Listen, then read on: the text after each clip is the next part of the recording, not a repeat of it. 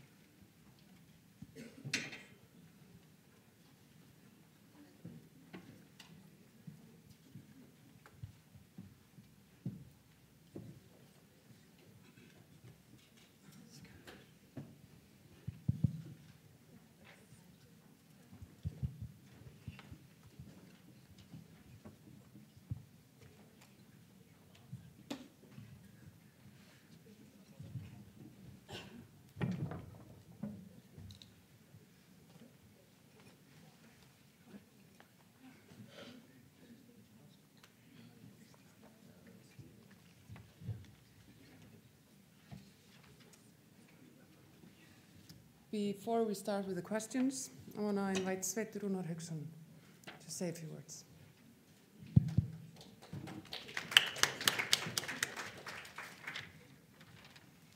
My name is Hrannar Jónsson, and I'm the deputy chairman of this organization, and I'm also a family doctor. But first of all, I am a user of the psychiatric services and have been for many years. I will not take a long time. It's very important for me to be allowed to thank you from the bottom of my heart for your lectures, all the three of you and the two who gave us their life stories. I claim that a message and the spirit you are bringing, which is so empowering for us users, that it has a healing effect, and that it will stay with us for many months to come. And I hope you will come back to repeat the effect you have on us. My story in very short is that I have known both sides of this rather lousy game of the brutality of psychiatry. I have several times been admitted what is called non-consensually or involuntarily, and always it's connected with police, and when at arrival at the ward with violence, which is justified with that by law that my situation is life-threatening, either to myself or to others. I have never as much as hit anyone in my life, and I have never tried to harm myself.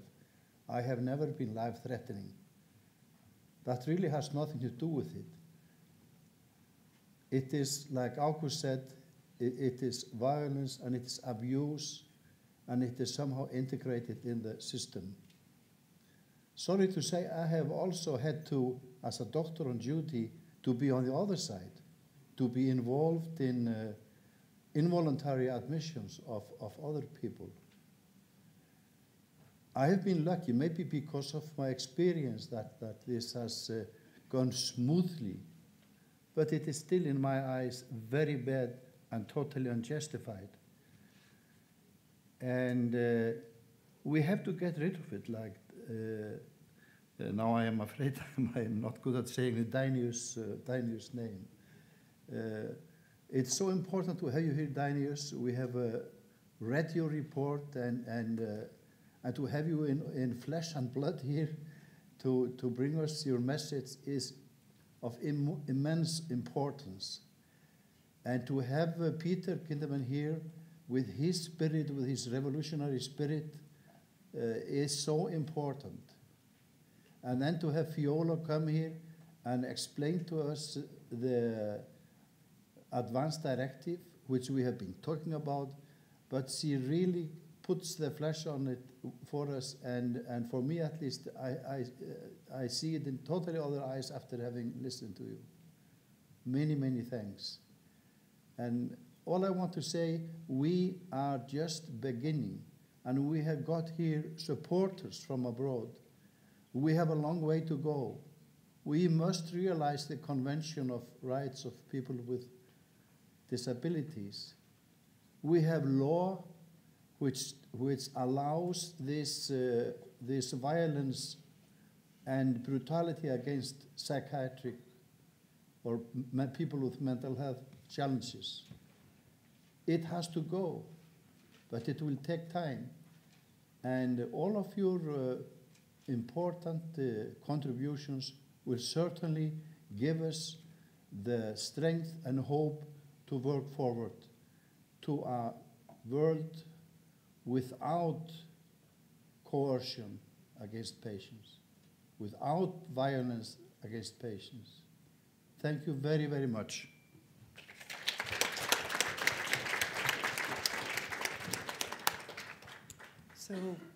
So to ask questions, just raise your arm and Anna will bring the mic to you and you can introduce yourself, stand up, introduce yourself and ask a question to the panel.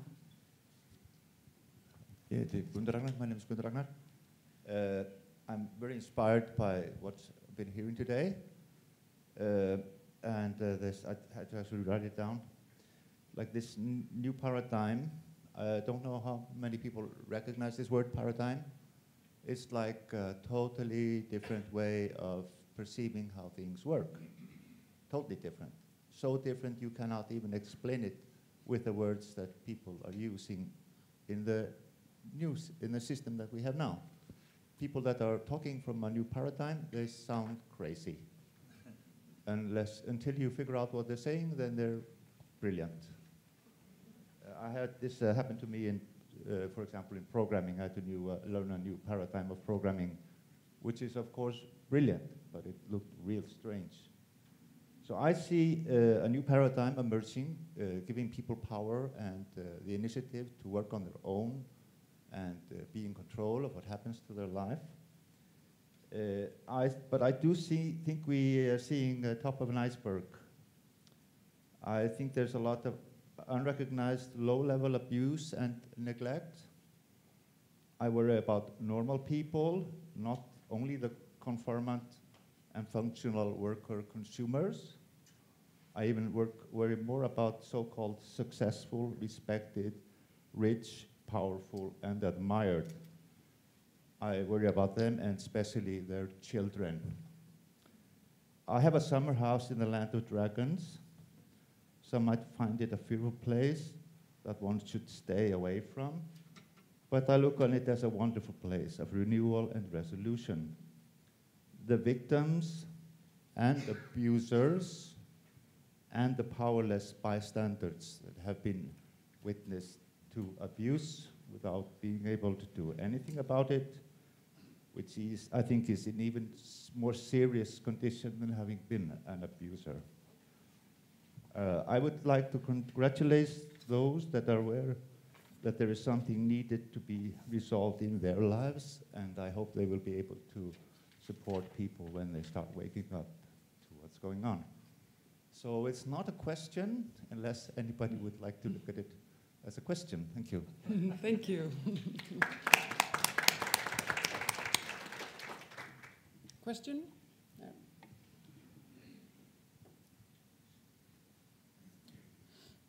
Hi, my name is Fiona. I come from the organization Mindpower, firstly as a user, but also I'm a board member and a project manager.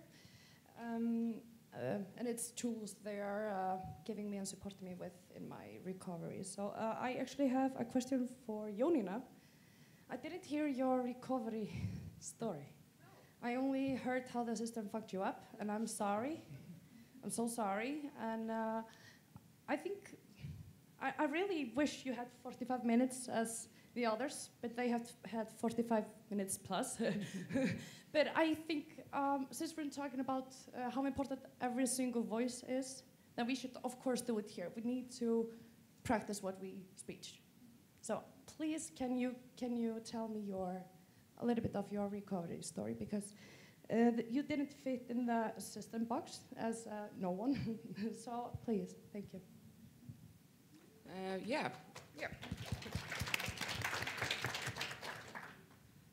Well, first and foremost, I have to thank my doctor. because my medication was tripled when I was in while I was in the hospital. And he got really mad about that, and he helped me a lot, to take those medications down. He called me a lot, to see how I was doing, but because he knew I was in a really bad place, he got me into connection with a new psychologist. But first and foremost, I have a great family and great friends that have supported me through everything that I've done. And I know it sounds kind of cliche, but shortly after I left the hospital, I got pregnant with my daughter, who's almost 10 now. And I think she kind of saved me. Yeah. And it gave me a purpose, and I couldn't go that way anymore. I had to fight, I had to stand up and, just continue on, because now I had to live for her too. Even though, it sounds cliche, but yeah. Thank you.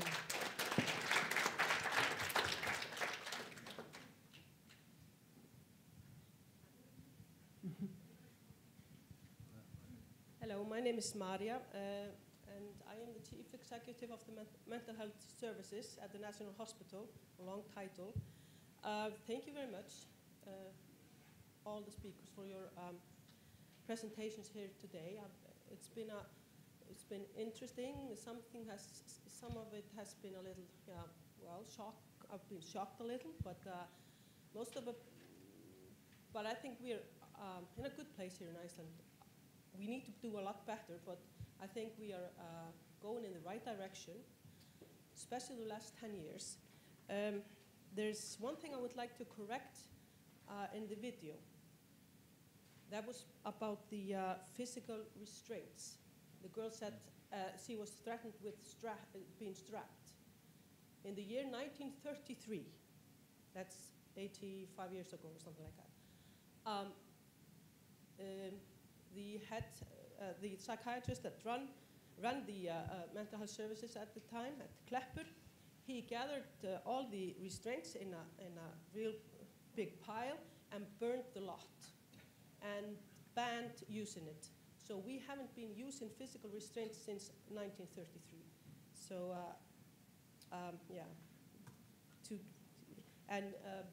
the countries around us, like Scandinavia, they've really been trying to understand how we do without them. But like I say, we haven't been using it for almost a century. The emphasis on psychiatrists was interesting, because I would think multidisciplinary teams and that would be maybe part of the solution. For example, I am a nurse, not a doctor, not a psychiatrist, and I am the chief executive. So I think that's in the direction we should be heading, using the holistic approach. And like 7 or 8 years ago, we implemented the recovery model. So that is part of the solution, but we have to do so much better. And I would love to visit that Danish hospital Ágúst went to. Having said that, I'm gonna ask you guys tomorrow. We will be having a meeting tomorrow morning, so I'll just formulate my questions tonight and bombard them on you tomorrow morning. Thank you very much. Thank you. While she's walking, does anyone want to comment on the multidisciplinary teams, changes in that direction? I mean, yeah. I think you're absolutely right about multidisciplinary teams. I think I really don't want to insult colleagues, because I don't think they're choosing this situation. But when you have one person making clinical decisions as the sole decision maker, things go wrong. One of the things that was interesting also in August's talk was he slipped into his conversation about the Advanced Directive the fact that you'd agreed, I think, I won't like it, but I'll do it. So you'd made an agreement about your behaviour as well.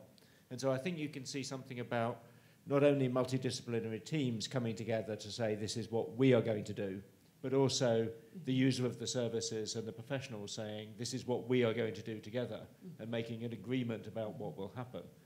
And that's much better than when this person becomes ill, you will have all of the power to treat them for their illness. It's a different way of thinking about it. And I think the idea of not only in the multidisciplinary team, but in the UK we're talking about co-produced formulations. So the service user and the team working as that broader team to then make an agreement about how they are going to work to solve the problem. And that's sort of the way in which we should think about the future, I think. Thank you. Next question? Yeah, please. Just to add about teams, it was interesting to observe responses to my report. Actually, all professional groups were sympathetic and supportive of the report, with one exception, that the psychiatric professional group was mainly not happy, also with some exceptions, and I think I was very positively surprised that psychologists, social workers, nurses, mainly they liked the report, and I was thinking that probably it reflects also some power asymmetries, imbalances, and this should not be in the team.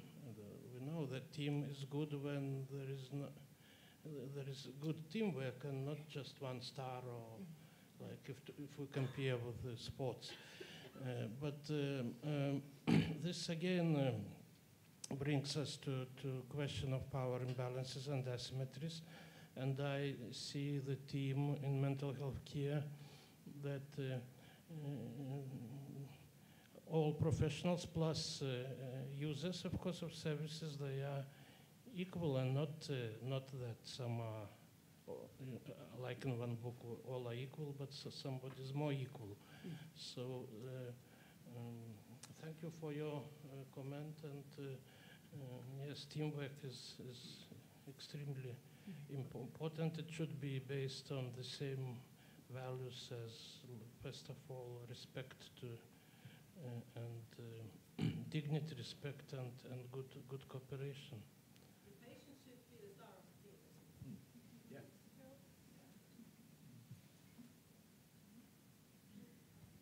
Yeah, just I'd like to excuse to Maria. I also noticed this thing about the restraints. Just watching it there, and I know it's very wrong. So we won't be, publishing it in this version because it's simply it's wrong.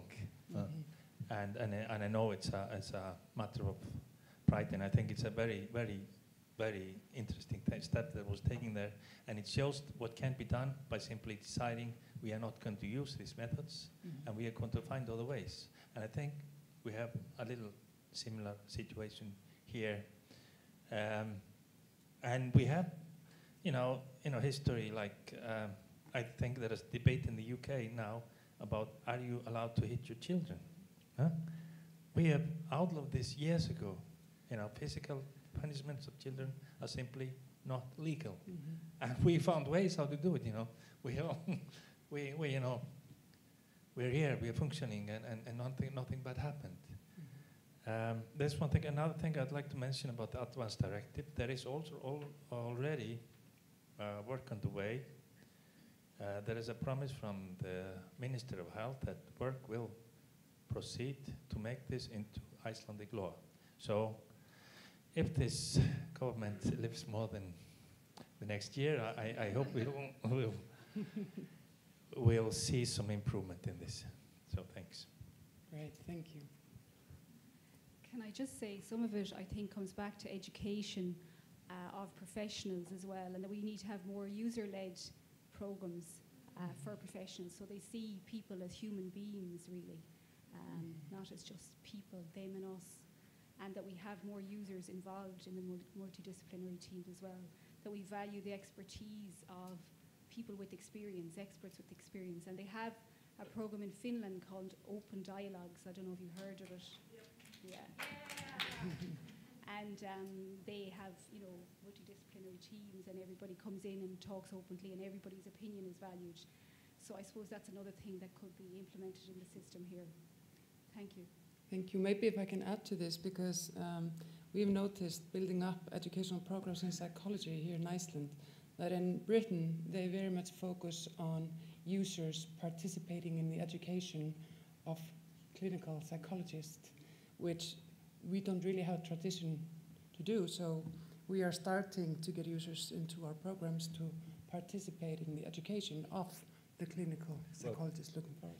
It's just also worth mentioning that I'm not an author of it, but there's a paper coming out in a few days or weeks' time about clinical psychologists, which has the statement that 70% of clinical psychologists have themselves used mental health services, which is remarkable. Yeah, well, that's, yeah, right, of course. So, next question, yes. Yes, thank you. My name is Svava Arnardóttir, and I'm a person with lived experience, first and foremost, but also an occupational therapist, and I work with Mindpower or Hugarafl. My question is about challenging the status quo, and I want to ask Peter Kinderman, but also it relates to what Dainius was saying. You mentioned shortly no longer being the chairman of the Psychologist Association, and maybe you had some challenging thoughts in the talk that maybe wouldn't be very popular in other areas. And I find it from our organization that we are a grassroots organization where consumers, people with lived experience, can tell their stories and speak their truth. And it's sometimes not popular to challenge the status quo. And I'm finding that sometimes we need to maybe dilute our message just that people don't shut their ears. So I wanted to hear your opinion on that, because you were definitely speaking your truth. And also Dainius mentioned having to make some plans to maybe diminish forced treatment, but maybe not eradicating from the text, because we needed to make some compromises. So that is my question. So I have a natural aversion to compromise. I think we should try at all times to speak the truth. If we make a mistake, then we should go back and correct ourselves, and I've made many mistakes in my life, but I think we should try to speak the truth. There have been some very significant changes in the way that certainly in northwestern Europe we talk about mental health recently. So putting up pictures of royal family and politicians being open about mental health. So I think in the UK it shifted from them and us to all of us just a few years ago. So we now hear politicians talking about how we have to properly fund and properly manage mental health services for our children. And that's very, very different from services for your children. It's a different language. I think one of the things that, because some of us on the critical side of the argument have been revolutionary, as I was described, it means that we have been in small groups fighting. And I think that one of the things that those of us with alternative visions for the future of mental health care need to do is get together. So instead of there's an organisation in the UK called the Critical Psychiatry Network, who are all my friends, but they're not in the same group as the Division of Clinical Psychology, which is doing our thing. It's not quite the same as the proponents of open dialogue who are doing their thing. And I think we need to think about how we organise ourselves to be people from a number of different perspectives, users of services, psychiatrists, psychologists, social workers, forming some sort of new types of organisations, because psychiatrists have been criticised for their perspective and labelled as being heretics within their own profession. Psychologists who stand out and do different things have been criticised. So I think there's something about coming together across the professions to drive forward these sorts of ideas. And no, I don't think we should dilute our message.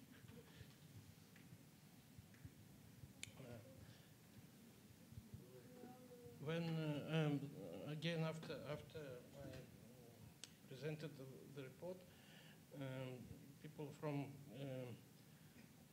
UN in Geneva, UN, they have a media unit. They help with the press release, and they told, we have your text of press release, but it's about headline.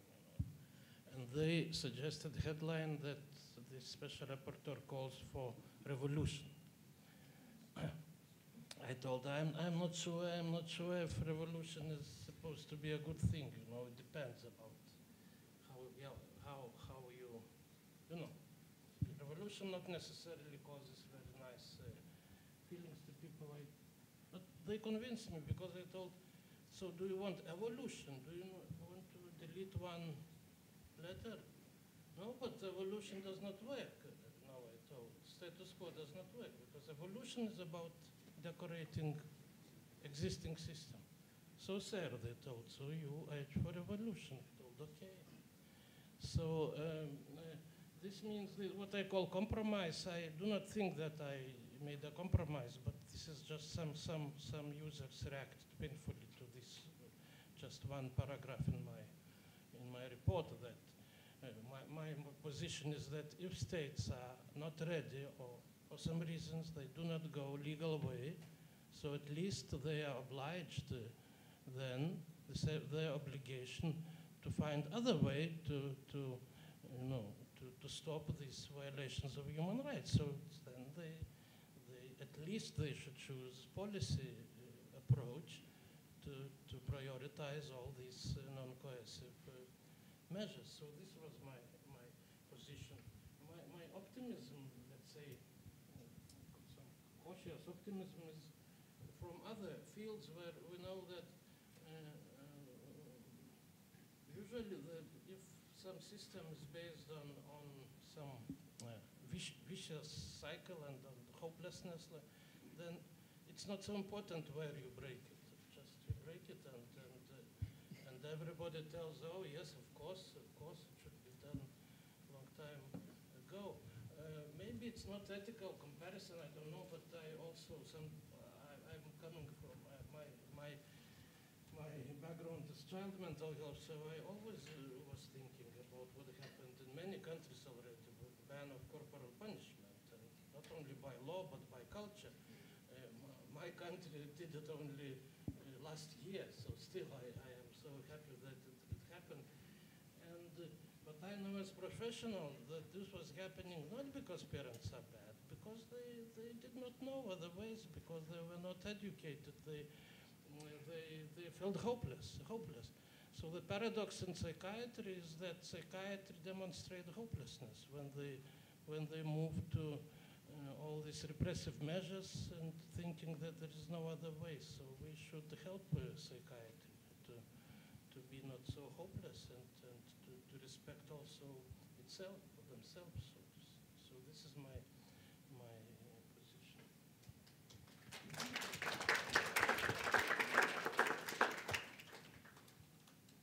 Last question?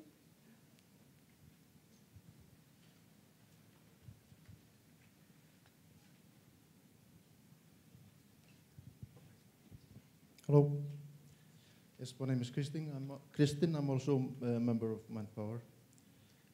First off, because we were talking about straps and so on, the issue is there are other sorts of violence in Iceland. If we are not using straps, we are just using something different. Maybe that's why we are using so much drugs in our society today. Just a point. My main point is, though, Manpower is an association that has been around for now 15 years in Iceland. We work on, we use duty Chamberlain ideas from the start. We are now in a situation where we are not listened to. We are not supported. But at the same time, we are told as a group that the system is taking over our ideas and putting them as the first point of how we deal with mental illness. I got the report here. that was made without our not one person from Manpower was allowed to take part in this document. And we are a little bit stressed how the situation is right now in Iceland. Sorry, I'm very stressed also. But the situation is very serious, because we are watching a situation where people or the government is taking over something that is totally different than what we are doing, and they are calling it our way. Yeah. About the, you were talking about the teams, working in teams, mental teams. We, Manpower as a group, is a power balance in the system. If we have a team of people, we have to have some balance against the team abusing their power. That's what happens in psychiatric treatments. Like when I went to the hospital, I met a team of people, but I was not in the power to control what was happening.